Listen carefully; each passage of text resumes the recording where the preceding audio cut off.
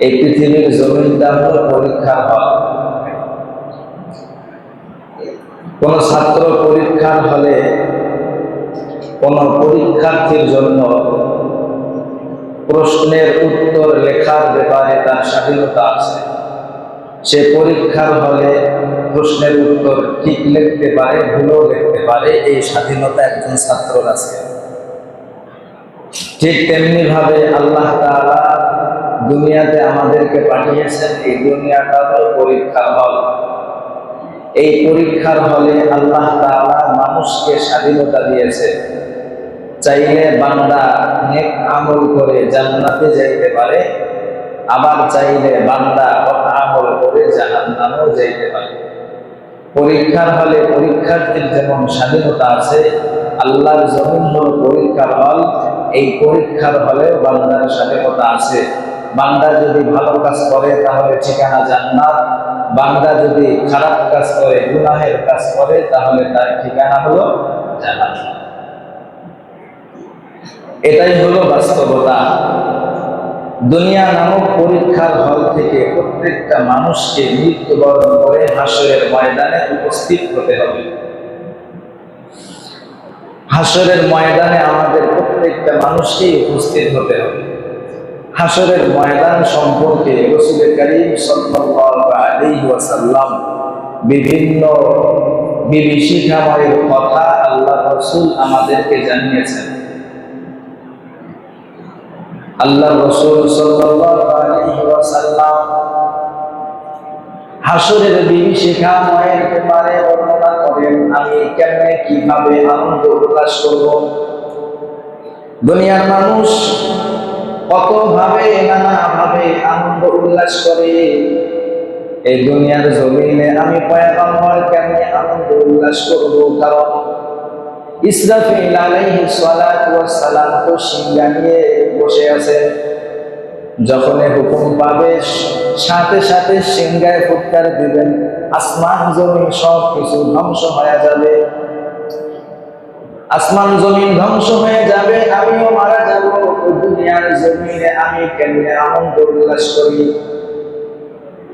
আম্মা জান আয়েশা সিদ্দিকা রাদিয়াল্লাহু তাআলা আনহার বর্ণনা, তিনি বলেন আল্লাহর রাসূল সাল্লাল্লাহু আলাইহি ওয়াসাল্লাম বলেন, হাসরের ময়দানে যখন মানুষকে একত্রিত করা হবে তখন মানুষগুলো থাকবে উলঙ্গ, পরনে কোনো কাপড় থাকবে না। হাসরের ময়দানে মানুষ উলঙ্গ হয়ে হাসরের ময়দানে উঠবে, কোনো কাপড় থাকবে না। খাতনাবিহীন মানুষগুলো হাসরের ময়দানে উপস্থিত হয়ে যাবে। আয়েশা সিদ্দিকা রাদিয়াল্লাহু তাআলা আনহা আল্লাহর রাসূলকে জিজ্ঞাসা করলেন, পয়গম্বর, হাসরের ময়দানে সমস্ত মানুষ যদি উলঙ্গ কাপড়হীন অবস্থায় হাসরের ময়দানে উঠে যায়, তাহলে তো লজ্জার ব্যাপার, শরমের ব্যাপার, একজন আরেকজনকে দেখে ফেলতে পারে। রাসূল করিম সাল্লাল্লাহু আলাইহি ওয়াসাল্লাম বলেন, আয়েশা, হাসরের ময়দানটা এমন বিভীষিকাময় হবে, এত ভয়ঙ্কর হবে, একজন আরেকজনের দিক তাকাতেও পারবে না। এটা হলো হাসরের ময়দান। একজন আরেকজনের দিকে তাকানোর কোনো সুযোগ থাকবে না। এত ভীতিকর হবে, ভয়ঙ্কর হবে হাসরের ময়দান। আল্লাহর রাসূল বলেন, হাসরের ময়দানে আমরা দুনিয়াতে সূর্যটা দেখতে পাই। হাসরের ময়দানে এই সূর্যটা মানুষের মাথার নিকটে চলে আসবে। সূর্যটা মাথার নিকটে আসার কারণে এত গরম, এত তীব্র আকার ধারণ করবে, মানুষের শরীর থেকে ঘাম ঝরতে থাকবে। এই ঘাম ঝরতে ঝরতে কোনো কোনো মানুষের হাঁটু পর্যন্ত ঘাম চলে আসবে, কোনো কোনো মানুষের বুক পর্যন্ত ঘাম চলে আসবে, কোনো কোনো মানুষ তার গলা পর্যন্ত ঘাম চলে আসবে, কোনো কোনো মানুষ ওই ঘামের সাগরে নদীতে হাবুডুবু খেতে থাকবে। বিভীষিকাময় একটা অবস্থা তৈরি হবে হাসরের ময়দানে। আর ওই হাসরের ময়দানে সবচাইতে বড় বিপজ্জনক স্থান থাকবে তিনটা। এক নাম্বার মিজানের নিকট, যেখানে আপনার আমার আমলগুলো ওজন করা হবে। আপনার আমার আমলনামা যেখানে ওজন করা হবে ওই জায়গাটা বড় ভয়ঙ্কর হবে, ওই সময় কেউ কাউকে চিনতে পারবে না। আরেকটা বিভীষিকাময় জায়গা আছে, আমলনামা দেওয়ার সময় যখন বান্দাকে তার আমলনামা পেশ করা হবে তখন বান্দা দুনিয়ার কাউকে চিনতে পারবে না। আরেকটা জায়গা বিভীষিকাময়, পুলসিরাতের পুল যখন আপনি আমি পার হব ওই স্থানেও কেউ কাউকে চিনতে পারবে না, এত ভয়ঙ্কর হবে হাসরের ময়দান। এই হাসরের ময়দান এত ভয়ঙ্কর, এই ভয়ঙ্করের মাঝখান দিয়ে আল্লাহ তাআলা একটা স্পেশাল জায়গা তৈরি করে রাখবে, যেই স্পেশাল জায়গাতে কোনো মানুষ যেতে পারবে না, 7 শ্রেণীর মানুষ ছাড়া। হাসরের ময়দান যে এত বিভীষিকাময় হবে, বিভীষিকাময় হাসরের ময়দান, এর মধ্যে একটা স্পেশাল জায়গা থাকবে, যেই জায়গার মধ্যে 7 শ্রেণীর মানুষ থাকবে, যেটাকে বলা হয় আল্লাহর আরশের ছায়া। আল্লাহর আরশের ছায়ার নিচে 7 শ্রেণীর মানুষ থাকতে পারবে, এর বাহিরে আর কেউ থাকতে পারবে না।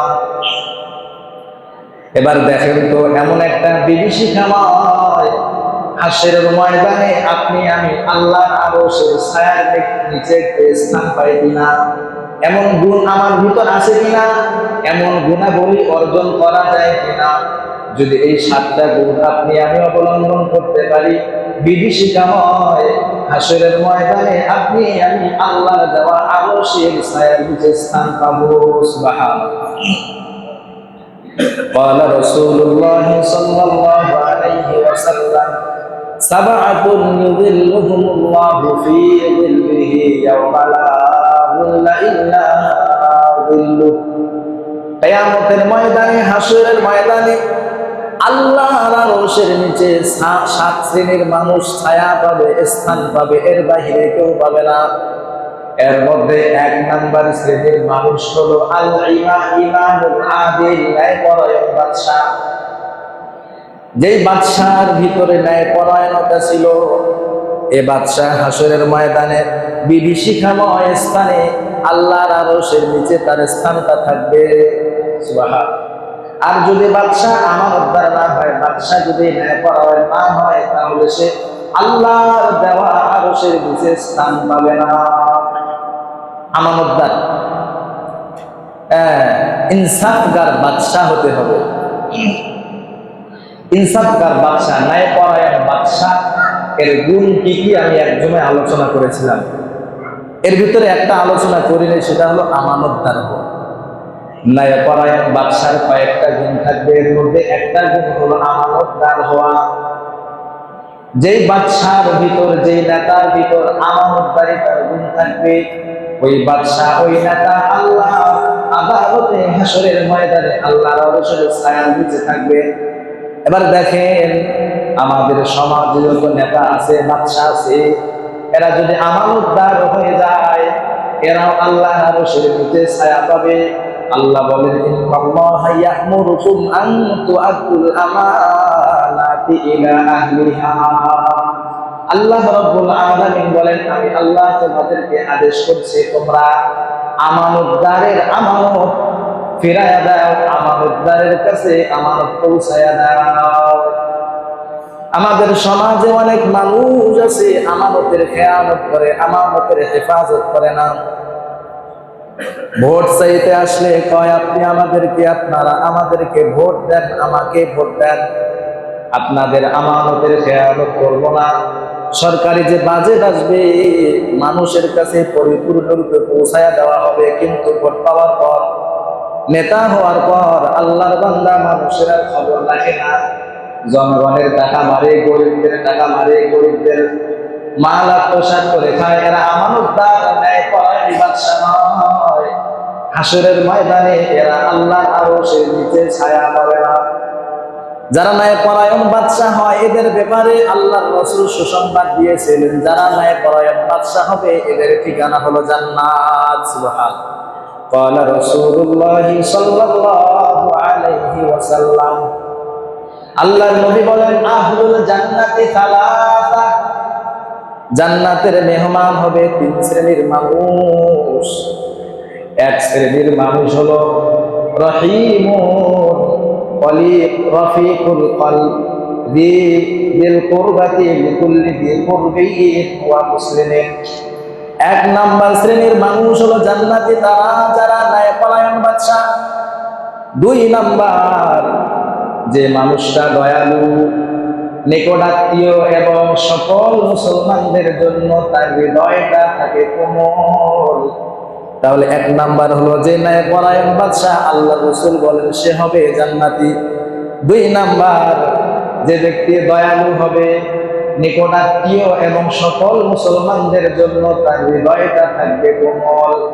তিন নাম্বার আফিফুন, যে সৎ চরিত্রের অধিকারী, মুতাআফফিফুন যুয়াল, আত্মীয় স্বজনের ভার থাকার পরেও, দায়িত্ব থাকার পরেও আল্লাহর বান্দা মানুষের কাছে ভিক্ষার হাত পাতে না। আল্লাহর রাসূল বলেন এই তিন শ্রেণীর মানুষ হলো জান্নাতি। ন্যায়পরায়ণ বাদশা যে ব্যক্তি দয়ালু, তিন নাম্বার যে ব্যক্তি সৎ চরিত্রের অধিকারী, আল্লাহর রাসূল বলেন এই তিন শ্রেণীর মানুষ হলো জান্নাতি। এর মধ্যে একটা হলো ন্যায়পরায়ণ বাদশা। আরেক হাদিসে আল্লাহর রাসূল বলেন তিন শ্রেণীর মানুষের দোয়া আল্লাহ কখনো কোনোদিন ফেরায় দেন না।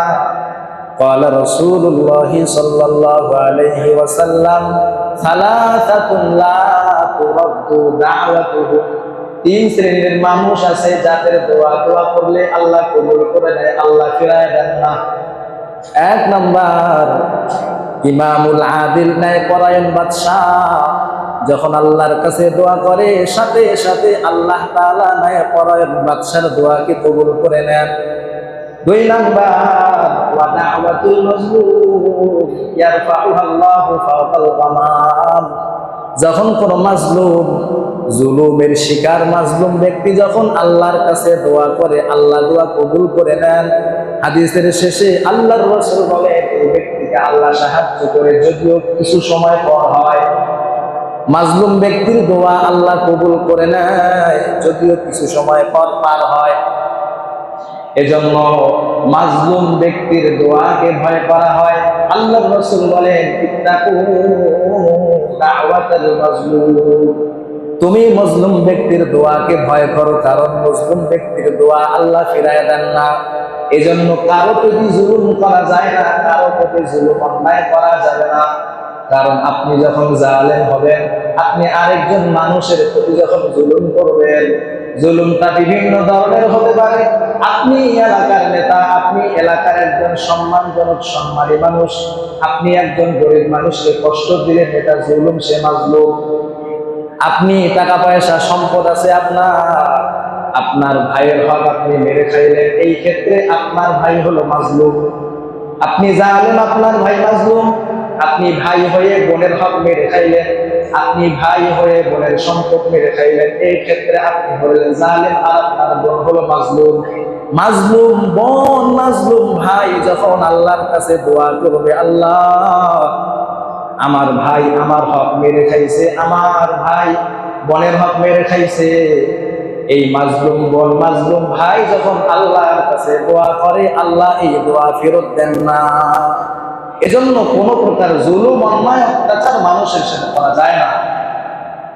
আল্লাহর রাসূল বলেন এই যে ইমামুল আদিল, ন্যায়পরায়ণ বাদশার দোয়া আল্লাহ ফিরায় দেয় না। ন্যায়পরায়ণ হইতে হয়, ন্যায়পরায়ণ বাদশার দোয়া আল্লাহ ফিরায় দেয় না। আর যদি ন্যায়পরায়ণ বাদশা না হয়, হাসরের ময়দানে কঠিন মুহূর্তে আল্লাহ আরশের ছায়ার নিচে সে স্থান পাবে না। তো ন্যায়পরায়ণ বাদশা যদি হয় তাহলে সে হাসরের ময়দানে আল্লাহর আরশের নিচে থাকতে পারবে। আর যদি ন্যায়পরায়ণ না হয় তাহলে সে আল্লাহর আরশের নিচে থাকতে পারবে না, তার স্থান এখানে নাই। আল্লাহর রাসূল বলেন দুই নাম্বার আল্লাহর আরশের নিচে যারা ছায়া পাবে, এর মধ্যে দুই নাম্বার শ্রেণীর মানুষ হলো ওয়াশাবুন নাশা বিইবাদাতিল্লাহ। আল্লাহর রাসূল বলেন যারা যৌবন বয়সে আল্লাহর ইবাদত করবে, যৌবন কালকে আল্লাহর ইবাদতে কাটাবে, হাসরের ময়দানে আল্লাহর আরশের নিচে সে ছায়া পাবে। قال رسول الله صلى الله عليه وسلم في رجل وهو يحزن আল্লাহর রাসূল একজন সাহাবীকে নসিহত করছিলেন, ওয়াজ করতেছিলেন। কি ওয়াজ? আল্লাহর রাসূল সাহাবীকে লক্ষ্য করে বললেন, ইবতানি খামসান ক্বাবলা খামসিন, তুমি পাঁচটা বিষয়ের পূর্বে পাঁচটা জিনিসকে গনিমত মনে করবা। পাঁচটা জিনিসের পূর্বে গনিমত মনে করবা। এক নাম্বার, তোমার যৌবন কালকে গনিমত মনে করবা। শাবাবাকা ক্বাবলা হারামি, তোমার যৌবন কাল শেষ হওয়ার পূর্বে যৌবন কালকে গনিমত মনে করো। যৌবন কাল শেষ হয়ে গেলে হাজারো কিছু করো, কান্নাকাটি করো, আয় হুতাশ করো, তোমার যৌবন কাল আর কখনো ফিরে আসবে না। বলেন তো, যাদের দাড়ি পাচ্ছে এখন কি সম্ভব যৌবন কালে ফিরে যাওয়া? কি বলেন, পারবেন? অসম্ভব। আরে মুরব্বী যারা আছে এদের একটা আশা থাকে, হায় যৌবন কালটা কত সুন্দর করে কাটিয়েছিলাম, এখন যদি আবার যৌবন কালে ফিরে যাইতাম কতটা ভালো হইতো। কিন্তু এই আশা করে এখন আর লাভ নাই, কারণ আপনার যৌবন কাল শেষ, এখন বার্ধক্যে চলে গেছে।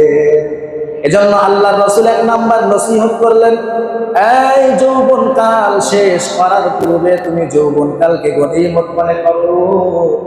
যৌবন কাল শেষ হয়ে গেলে বার্ধক্যে যখন চলে যাইবা তখন আর ইবাদত করতে পারবা না।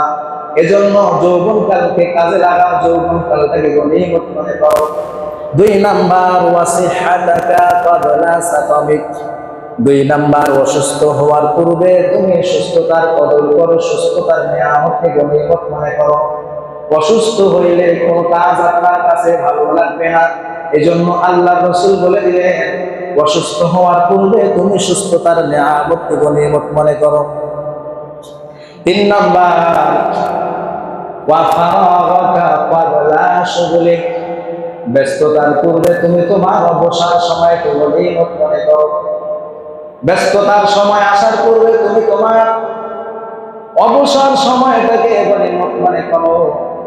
চার নাম্বার, আল্লাহ রাসূল বলেন, ওয়া হায়াতাকা ক্বাবলা মাউতিক, মৃত্যু চলে আসার আগে তুমি তোমার হায়াতটাকে গনিমত মনে করো।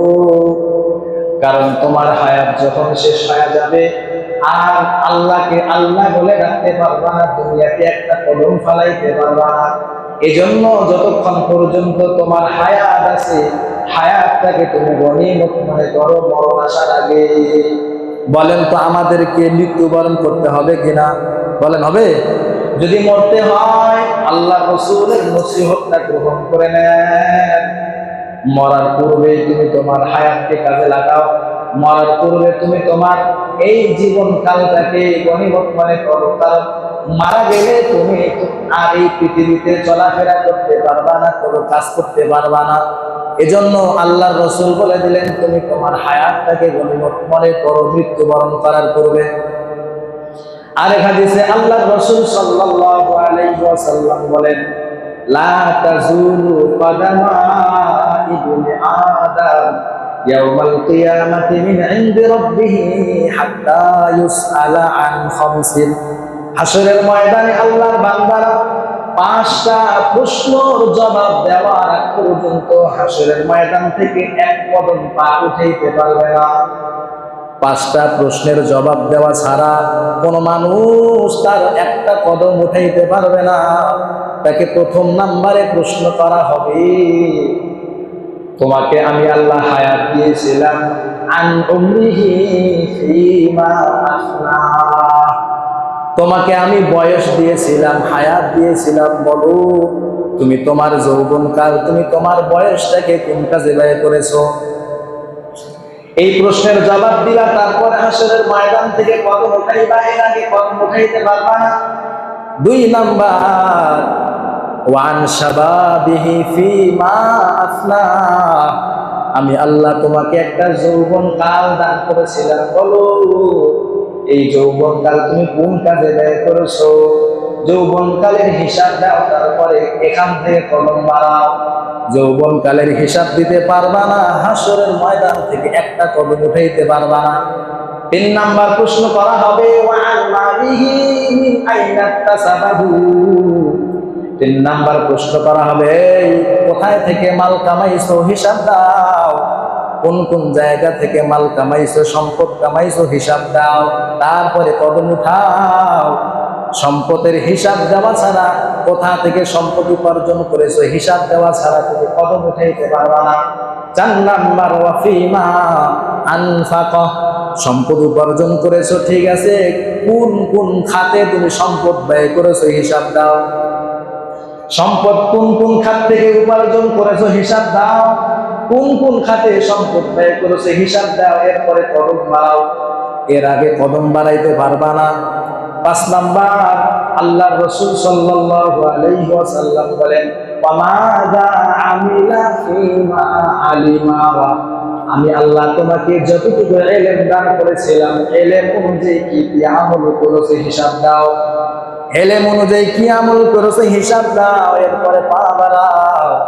5টা প্রশ্নের জবাব দেওয়ার আগ পর্যন্ত কোন মানুষ হাসরের ময়দান থেকে একটা কদম উঠাইতে পারবে না। এজন্য আল্লাহর রাসূল বলেন যৌবনকালকে কাজে লাগাও, কারণ যারা যৌবন বয়সে ইবাদত করবে হাসরের ময়দানে আল্লাহর আরশের ছায়ার নিচে তারা স্থান পাবে। সুবহানাল্লাহ। এখন যারা যৌবন কালে আছে, যুবক টকটকে যুবক, রক্ত গরম, কত গুনাহের স্পৃহা তার ভিতর আছে। আল্লাহর রাসূল বলেন সমস্ত গুনাহ পরিহার করো, আল্লাহর ইবাদতে তোমার যৌবন কালকে কাটাও। হাসরের ময়দানে বিভীষিকাময় অবস্থা, ভয়ঙ্কর অবস্থার মধ্যে সমস্ত মানুষ যখন রক্তের সাগরে হাবুডুবু খেতে থাকবে, সমস্ত মানুষ যখন খুঁজের সাগরে হাবুডুবু খেতে থাকবে, সমস্ত মানুষ যখন ঘামের সাগরে হাবুডুবু খেতে থাকবে, এমন একটা ভয়ঙ্কর পরিস্থিতিতে আল্লাহ তাআলা ওই ইবাদতকারী যুবককে আল্লাহর আরশের নিচে স্থান দান করবেন। সুবহানাল্লাহ। এজন্য যৌবনকালকে গনিমত মনে করা, যৌবনকালে ইবাদত করলে আল্লাহর আরশের নিচে স্থান পাওয়া যায়। 3 নাম্বার আল্লাহর রাসূল বলেন 3 নাম্বার ওই শ্রেণীর মানুষ যাদের কলবটা মসজিদের সাথে ঝুলন্ত থাকে, ওয়া রাজুলুন কলবুহু মুআল্লাকুন ফিল মাসাজিদ। আল্লাহর রাসূল বলেন যার কলব মসজিদের সাথে ঝুলন্ত থাকে এমন ব্যক্তি হাসরের ময়দানে আল্লাহর আরশের নিচে স্থান পাবে। আল্লাহর বান্দারা যারা মসজিদে আসে, 5 ওয়াক্ত নামাজ পড়ার জন্য বাড়িতে যায়, বেকুল হয়ে থাকে কখন যোহরের আযান দিলে, কখন আসরের আযান দিলে, মাগরিবের আযান দিলে, নামাজ পড়ার জন্য আল্লাহর বান্দার মনটা বেকুল।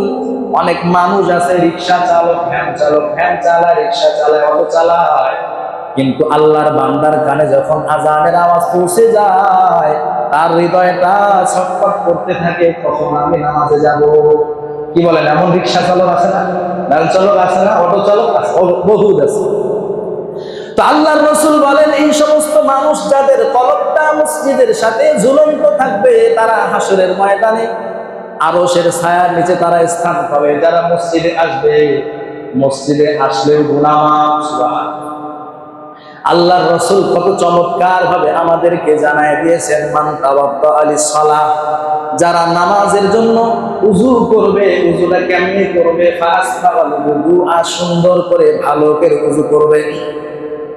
সুন্দর করে ভালো করে উযু করার পর আল্লাহ বান্দা যখন বাড়ি থেকে সুম্মা মাশা ইলা সালাতিল মাকতুবা, ফরজ নামাজ আদায় করার জন্য যখন আল্লাহর মসজিদের দিকে রওনা হয়, মসজিদে আয়েশা আল্লাহর বান্দা ফাসাল্লাহা মা'আন নাস, মানুষের সাথে, আও মা'আল জামাআ, অথবা জামাতের সাথে, আও ফিল মসজিদ, অথবা মসজিদে আয়েশা জামাতের সাথে নামাজটা আদায় করে। আল্লাহর রাসূল বলেন গফারাল্লাহু লাহু যুনুবা, তার জিন্দেগীর সব গুনাহগুলো আমার আল্লাহ ক্ষমা করে দেন। সুবহানাল্লাহ। এতটুকুই নয়, কিয়ামতের ময়দানে যে বান্দারা সকাল বিকাল মসজিদে এসেছিল নামাজ আদায় করার জন্য, আল্লাহর রাসূল বলেন মান গাদা ইলাল মাসজিদ আও রাহা, যে সমস্ত বান্দারা সকাল বিকাল মসজিদে আসা যাওয়া করত, আ'আদাল্লাহু লাহু নুজুলাহু মিনাল জান্নাহ, যতদিন পর্যন্ত, যতক্ষণ সে মসজিদে আসবে, আসা যাওয়া করবে, যতবার সে মসজিদে আসা যাওয়া করবে, হাসরের ময়দানে আল্লাহ তাআলা ওই বান্দার জন্য জান্নাতে মেহমানদারের ব্যবস্থা কত বেশি করবেন। সুবহানাল্লাহ। আপনি যতবার মসজিদে আসবেন জান্নাতে আপনার জন্য তত বেশি আল্লাহ মেহমানদারির ব্যবস্থা করবেন। সুবহানাল্লাহ। আল্লাহ রাসূল বলেন, এই তোমরা কি জানো আল্লাহর প্রতিবেশী কারা? আল্লাহর প্রতিবেশী হতে চান তো নাকি? হ্যাঁ, প্রধানমন্ত্রীর প্রতিবেশীর পরিচয় দেওয়া খুব ভালো লাগে। আমার বাড়ি প্রধানমন্ত্রীর বাড়ির সাথে, আমার বাড়ি, আমি হইলাম প্রধানমন্ত্রীর প্রতিবেশী, আমি হইলাম অমুক চেয়ারম্যানের প্রতিবেশী, কত সুন্দর ভালো লাগে। আল্লাহ বলেন, তোমরা কি জানো আমার প্রতিবেশী কারা? আল্লাহ তাআলা বলেন, আইনা জিরানি আইনা জিরানি, এই তোমরা কি জানো হাশরের ময়দানে আল্লাহ তাআলা মানুষদেরকে ডাকতে থাকবে, আমার প্রতিবেশী কোথায়, আমার প্রতিবেশী কোথায়? তখন ফেরেশতারা আল্লাহকে বলবেন, আল্লাহ ওয়ামান ইয়াবতাগি আইয়ুজাওয়িরাকা, আল্লাহ আপনার প্রতিবেশী হওয়ার যোগ্যতা কার আছে? আপনার প্রতিবেশী হওয়ার যোগ্যতা কার আছে? আল্লাহ বলেন, আল্লাহ তখন বলবেন, উম্মারুল মাসাজিদ, যারা মসজিদ আবাদ করতো, সকাল বিকাল মসজিদে আসতো, এরাই হলো আমি আল্লাহর প্রতিবেশী। সুবহানাল্লাহ। তাহলে 3 নাম্বার, যারা হাশরের ময়দানে আল্লাহর আরশের নিচে থাকবে, ওই সমস্ত লোক যাদের মসজিদের সাথে সম্পর্ক ভালো ছিল। 4 নাম্বার, রাজুলান তাহাব্বা ফিল্লাহ ইজতামা আলাইহি ওয়া তাফাররাকা আলাইহি, যারা দুনিয়ার মধ্যে একজন আরেকজনকে ভালোবাসতো শুধুমাত্র আল্লাহর জন্য। কার জন্য? আল্লাহর জন্য। একজন আরেকজনকে ভালোবাসতো আল্লাহর জন্য।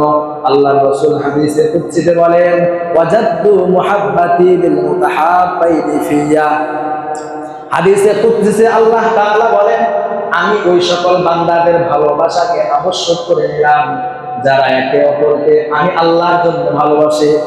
আল্লাহ বলেন, যারা একে অপরকে আল্লাহর জন্য ভালোবাসবে, আমি আল্লাহ ওই বান্দাকে ভালোবাসা আবশ্যক করে নিলাম। বলেন তো, আমাদের পরস্পরের মধ্যে ভালোবাসা আছে? কি বলেন, আছে? আমাদের পরস্পরের মধ্যে ভালোবাসা নাই। ভাই ভাইয়ের মধ্যে ভালোবাসা নাই, এলাকাবাসীর মধ্যে ভালোবাসা নাই, একজন আরেকজনের প্রতি সম্মান নাই, ভালোবাসা নাই। আল্লাহর রাসূল বলেন, হাশরের ময়দানে যদি তুমি আল্লাহর আরশের নিচে থাকতে চাও, তাহলে একজন আরেকজনকে আল্লাহর জন্য ভালোবাসো। কোনো হিংসা বিদ্বেষ চলবে না, কোনো গীবত শিকায়েত চলবে না। তুমি তোমার ভাইকে ভালোবাসবে একমাত্র আল্লাহর জন্য। আমরা ঈমানের স্বাদ কেন পাই না? আমরা প্রত্যেকটা মানুষ নিজেদেরকে ঈমানদার বলে দাবি করি, কিন্তু ঈমান কি জিনিস, ঈমানের স্বাদ কি, ঈমানের মজা কি, আমরা কেউ পাই না। কারণ আমাদের ভিতর হিংসা বেশি, আমাদের ভিতর বিদ্বেষ বেশি, আমাদের ভিতর চগলখড়ি বেশি, যার কারণে আমরা ঈমানের স্বাদ পাই না। আল্লাহর রাসূল বলেন, সালাতুন মান কুন্না ফীহি ওয়াজাদা হালাওয়াতাল ঈমান, 3 শ্রেণীর মানুষ আছে যারা ঈমানের স্বাদ পায়। 1 নাম্বার, আইয়াকুনাল্লাহু ওয়া রাসূলুহু আহাব্বা ইলাইহি মিম্মা সিওয়াহুমা, আল্লাহ রাসূল বলেন, আল্লাহ এবং আল্লাহ যার কাছে সবচেয়ে বেশি প্রিয়, দুনিয়ার সবচেয়ে যার কাছে আল্লাহ এবং আল্লাহ রাসূল প্রিয় হবে, ওই বান্দা ঈমানের স্বাদ পাবে। 2 নাম্বার, ওয়া আইয়ুহিব্বাল মারআ লা ইউহিব্বু ইল্লা লিল্লাহ, যারা একজন আরেকজনকে ভালোবাসবে একমাত্র আল্লাহর জন্য। আল্লাহর রাসূল বলেন, ওই বান্দা ঈমানের স্বাদ পাবে। এবার দেখেন তো, মিলায়া দেখেন, আমরা কয়জন ঈমানের স্বাদ পাই? কেউ পাই না। কারণ কি? আমাদের ভিতরে হিংসা বিদ্বেষ বেশি। উদ্দেশ্য কথা তো, আল্লাহর রাসূল বলেন, যারা একে অপরকে ভালোবাসবে আল্লাহর জন্য, হাশরের ময়দানে আল্লাহর আরশের নিচে তারা ছায়া পাবে। এটা হলো 4 নাম্বার। আল্লাহর রাসূল বলেন, 5 নাম্বার শ্রেণীর লোক হবে তারা, ওয়া রাজুলুন দাতুহু ইমরাআতুন দাতু মানসিবিন ওয়া জামাল, যখন কোন সুন্দরী রমণী কোন যুবককে ডাক দেয় অবৈধ রূপে ভালোবাসা করার জন্য, যখন অফার দেয়, আর আল্লাহর যুবক বান্দা ওই যুবতী রমণীকে বলে দেয়, ইন্নী আখাফুল্লাহ, আমি আল্লাহকে ভয় করি, আল্লাহ এটাকে হারাম করেছেন, এই পথে আমি পা বাড়াবো না। আল্লাহর রাসূল বলেন, যুবক, তুমি যখন রমণীর ডাক পাওয়ার সাথে সাথে এই কথা বলেছিলা যে আমি আল্লাহকে ভয় পাই, এমন গুনাহের কাজ আমার দ্বারা সম্ভব নয়, আল্লাহ তাআলা এই যুবক বান্দাকে হাশরের ময়দানে আল্লাহর আরশের নিচে তাকে ছায়া দান করবেন। সুবহানাল্লাহ। হ্যাঁ, এরকম যুবক যাদেরকে রমণী ডাকছিল তার ডাকে সাড়া দেয় নাই। وراودته التي هو في بيتها عن نفسه وغلقت الابواب وقالت هيت لك قال معاذ الله انه ربي احسن مثواي। আল্লাহ তাআলা বলেন, ইউসুফকে যখন জুলাইখা ডাকছিল, ইউসুফকে যখন জুলাইখা তার বাড়িতে তাকে ফুসলাইছিল, তাকে ডাকছিল আসো আমরা গুনাহের কাজে লিপ্ত হয়ে যাই, ইউসুফ আলাইহিস সালাতু ওয়াস সালাম তখন বলেছিলেন আমি আমার আল্লাহকে ভয় পাই, এমন কাজ আমি করতে পারবো না। সুবহানাল্লাহ। এজন্য কোনো যুবক যদি এই সমস্ত গুনাহের কাছ থেকে বেঁচে থাকতে পারে, আল্লাহ তাআলা হাসরের ময়দানে তাকে আরশের নিচে স্থান দান করবেন। সুবহানাল্লাহ। 6 নাম্বার, ওয়া তাসাদ্দা রাজুলুন তাসাদ্দাকা বিসাদাকাতিন।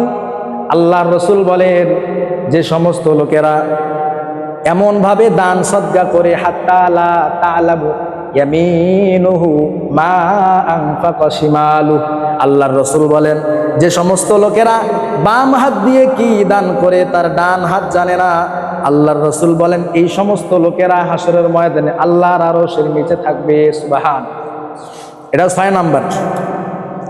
7 নাম্বার, ওয়া রাজুলুন, 7 নাম্বার হলো ওই সমস্ত লোক যারা যাকারাল্লাহু খালিয়ান, নির্জনে একাকী আল্লাহকে ডাকতে থাকে, ফাফাদাত আইনা, নির্জনে একাকী আল্লাহকে ডাকতে থাকে আর চোখ দিয়ে অশ্রু প্রবাহিত করে।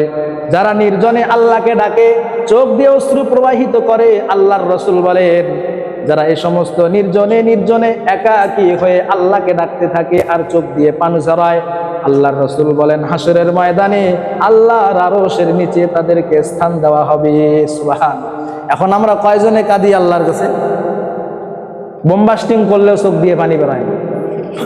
হ্যাঁ, বোমবাস্টিং করলে ইমাম সাহেব এত কান্না করে মোজাজাতে, আল্লাহর বান্দার চোখ দিয়ে এক ফোঁটা পানিও করে না। কেন? আমাদের ঈমান, আমাদের কলব খুব শক্ত হয়ে গেছে। এজন্য আল্লাহর রাসূল বলেন তুমি নির্জনে আল্লাহকে ডাকো, তোমার মনটা শান্ত হবে। নীরবে আল্লাহকে ডাকো, তোমার চোখ দিয়ে এমনি পানি বের হবে। যখন আপনি নীরবে নিভৃতে আল্লাহকে ডাকতে থাকবেন, তখন আপনার অতীত জীবনের গুনাহগুলো স্মরণ হবে। আল্লাহ, ওই অমুক জায়গায় কেউ ছিল না, আমি একাই ছিলাম, এই অমুক গুনাহটা করেছি, আল্লাহ আপনি আমাকে মাফ করে দেন। এই কথা যখন চিন্তা করবেন, অটোমেটিক আপনার চোখ দিয়ে পানি প্রবাহিত হবে। আর আপনার চোখ দিয়ে যখন আল্লাহর ভয়ে পানি প্রবাহিত হবে, আল্লাহর রাসূল বলেন হাসরের ময়দানে আরশের ছায়ার নিচে তোমাকে স্থান দেওয়া হবে। সুবহানাল্লাহ। তো কাঁদবো তো ভাই, কান্নার চেষ্টা করবো ইনশাআল্লাহ। আল্লাহ আমাদের সকলকে আমল করার তৌফিক দান করুক। যাই হোক, আমাকে বলা হয়েছে আর